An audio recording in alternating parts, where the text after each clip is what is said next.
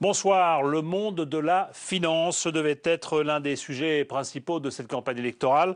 François Hollande en avait fait sa priorité, l'ennemi public numéro 1, et Nicolas Sarkozy promettait de le mettre au pas avec ou sans l'appui d'Angela Merkel. Ça, c'était en janvier, et depuis, pas grand-chose, ou presque. François Hollande est allé en Angleterre expliquer à la Cité de Londres qu'on l'avait mal compris, et Nicolas Sarkozy, lui, est passé à autre chose. Alors, comment fonctionnent ces marchés financiers? Quel est le pouvoir de la City? Faut-il en avoir peur? Les politiques ont-ils déjà perdu? Au contraire, est-il encore temps de réguler la finance mondiale? Eh bien, pour parler de tout ça, des spécialistes autour de cette table, des banquiers, des politiques, des analystes financiers, et un documentaire signé Mathieu Verbou. Ça s'appelle La City Finance en eau trouble.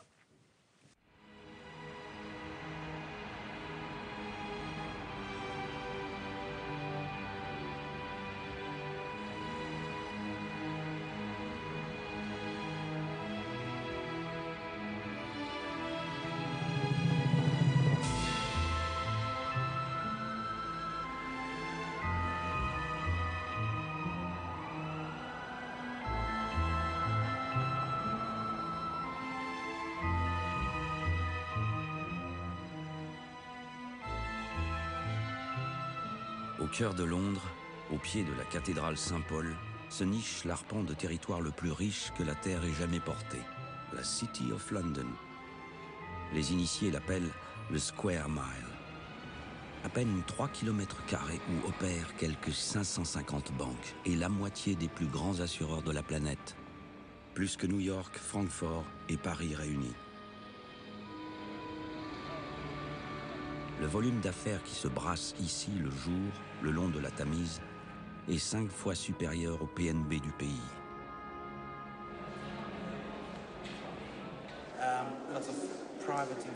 Il y a ici beaucoup d'investisseurs et de banques privées. Ça investit beaucoup ici.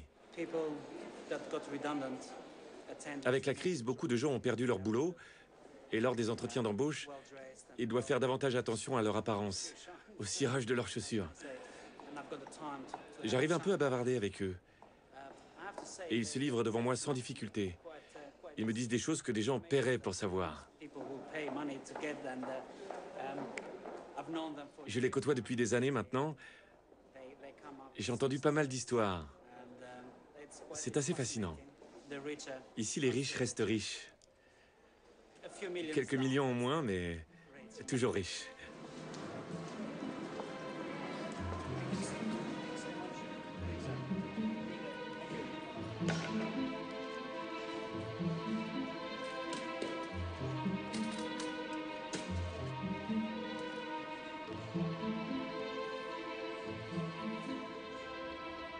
La nuit, le légendaire quartier d'affaires devient une cité fantôme, vide d'habitants ou presque.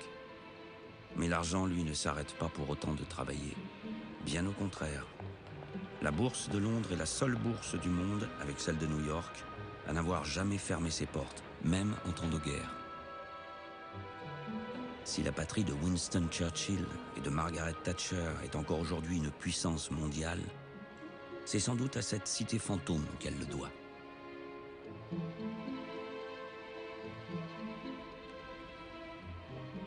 La City a toujours su se protéger des regards extérieurs. Rares sont ceux qui ont pu percer ses petits et grands secrets. John Christensen y a consacré une partie de sa vie.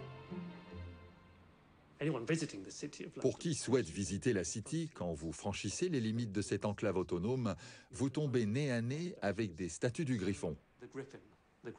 Le griffon est la bête mythologique, moitié lion, moitié dragon, chargée de garder le trésor. C'est le symbole de la City of London que l'on voit dès l'entrée dans la City. À chaque grande intersection, un griffon se tient là pour signifier « Vous entrez maintenant dans le trésor, vous entrez dans un nouveau territoire. Ici, c'est nous qui avons le pouvoir. »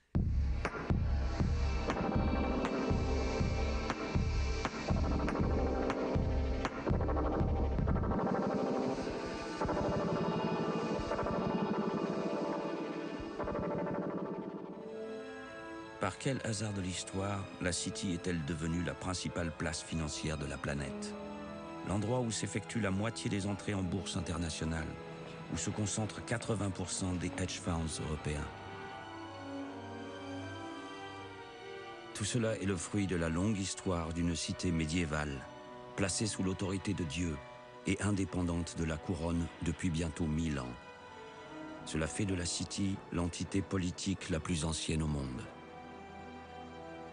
Des siècles durant, l'argent a prospéré à la City. Sans elle, le Royaume-Uni n'aurait pu financer son expansion coloniale, ses guerres contre Napoléon ni sa révolution industrielle. C'est grâce à la City of London que la couronne a pu souvent exaucer ses rêves de grandeur. La City ne manque pas une occasion de le lui rappeler. Nous sommes au pied de Saint-Paul, à Temple Bar, un lieu très symbolique. C'est ici que monarques et souverains doivent se défaire de leurs attributs armés avant de se placer sous la protection de la City. La reine Victoria, par exemple, lors de son jubilé de diamant, a eu à se défaire de ses armes et insignes. Elle a été accueillie avec une épée, celle-là même que la reine Elisabeth offrit pour l'ouverture de la Bourse Royale, qui se trouve sur Paternoster Square. Ce lieu est donc chargé d'histoire. De ce côté, vous avez Ave Maria Street, là c'est Amen Street. Un lieu consacré à Dieu, à l'argent, mais assurément pas à la démocratie.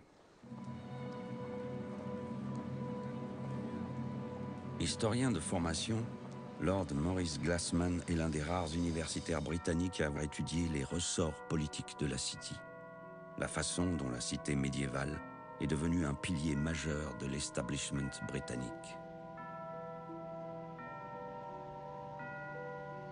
La City s'est dotée d'un parlement, né plusieurs siècles avant que la monarchie ne devienne à son tour parlementaire.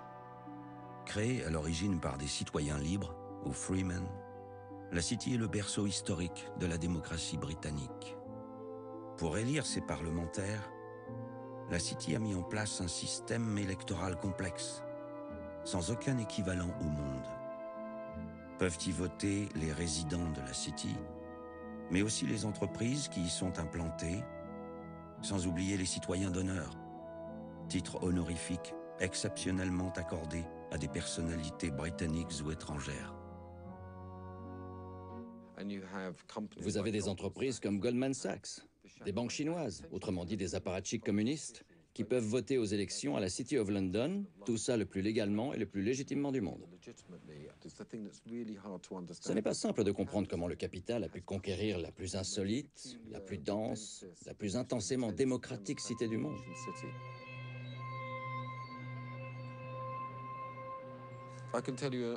Il y a quelque chose d'encore plus extraordinaire. En sa qualité de citoyen d'honneur de la City of London, Vladimir Poutine a le droit de voter. Et pareil pour George Bush. Il y a des moments où tout cela me tend légèrement. La City dispose également de son propre gouvernement, appelé City of London Corporation. À sa tête, un personnage méconnu, le Lord Mayor, élu par les corporations de marchands qui jouent un rôle politique actif à la City depuis des siècles.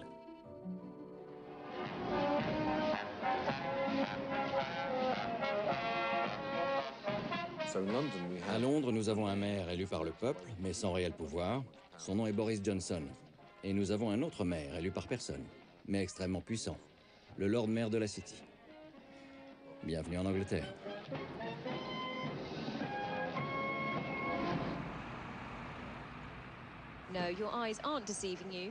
Non, vous ne rêvez pas, c'est bien London Bridge. Et là-bas, oui, c'est bien un troupeau de moutons. Cela peut paraître surprenant, mais il ne s'agit pas d'une première. Il s'agit là d'un privilège ancien de près de 1000 ans, accordé à un nombre restreint de Londoniens. Les marchands de bestiaux souhaitant entrer dans Londres pour vendre leur cheptel pouvaient le faire sans avoir à s'acquitter de taxes à London Bridge et ailleurs aussi. Et nous réaffirmons ce droit. Et ainsi, nous célébrons les bonnes vieilles traditions de nos anciens, sans perdre de vue la bonne cause, la collecte d'argent pour les œuvres charitables du Lord Mayor.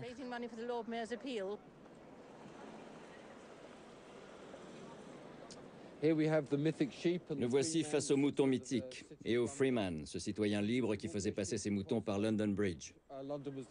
Londres était alors le centre du commerce international dans le nord de l'Europe et les Freemen n'avaient pas à payer de taxes.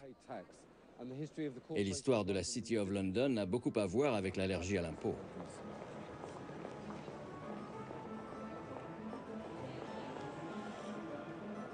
En défendant bec et ongles ses privilèges fiscaux, la City a acquis un statut d'exception, une forme d'immunité. Un privilège qu'elle doit à son statut de grand argentier du royaume. Alors que la fin de l'Empire semblait avoir sonné le glas de ce bel attelage, la puissance britannique ressuscite silencieusement à la fin des années 50.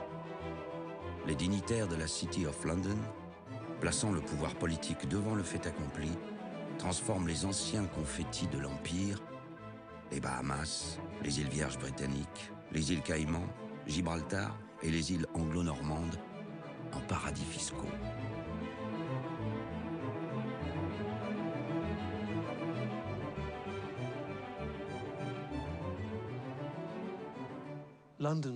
Londres est au cœur d'une galaxie de satellites.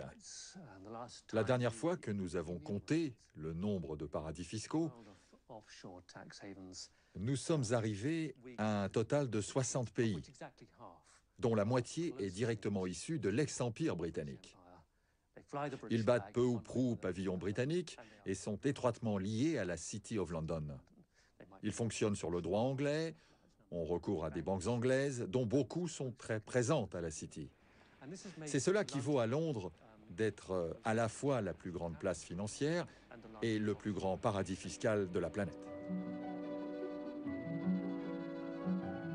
En créant ces centres offshore qui pratiquent souverainement le secret bancaire et la non-imposition, la City forge une pièce maîtresse de la globalisation financière à venir.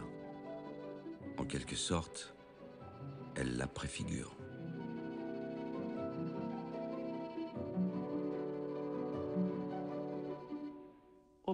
La quasi-majorité des investissements internationaux se fait via les centres offshore.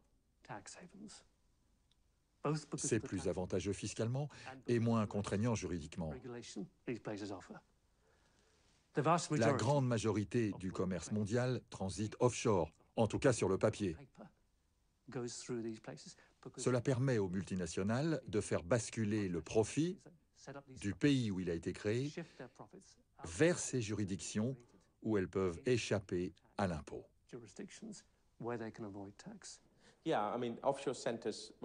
Écoutez, les centres offshore ont été reconnus par le gouvernement et le fisc britannique, et ce depuis des années.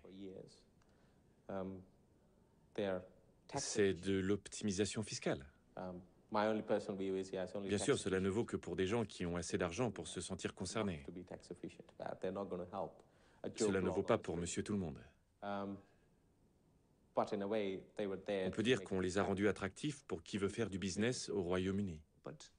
À cela près que cela crée une distorsion massive dans le mouvement de globalisation. Pour moi, les paradis fiscaux sont au cœur de la globalisation. Ils en sont aussi la principale faiblesse. Et ça me sidère que la plupart des économistes, des observateurs, passent sous silence les paradis fiscaux, alors qu'ils sont au cœur de cette globalisation et qu'ils expliquent pour une grande part pourquoi elle a échoué à répondre aux attentes des peuples.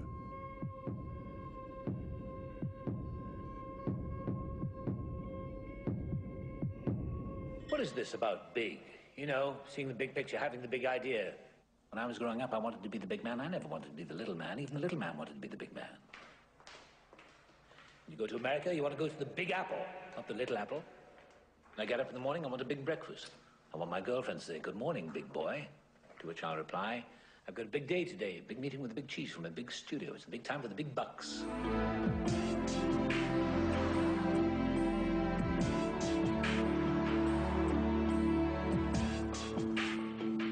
And in my big meeting, I'll turn to one of the big hitters and I'll say, "I love this movie. It's got to be big. There's only one small problem, my fee. I'd like it to be, what's the word?